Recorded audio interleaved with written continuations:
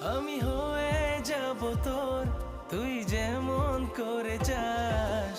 তোর আর আমার একটাই আকাশ, আমি যে তোর, তুই আমার নিঃশ্বাস। তোর আর আমার একটাই আকাশ, আমি যে তোর, তুই আমার নিঃশ্বাস।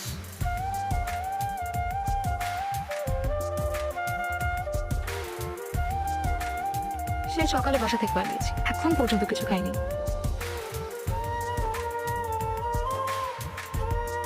শালা কার সাথে কথা বলবো আমি এখন?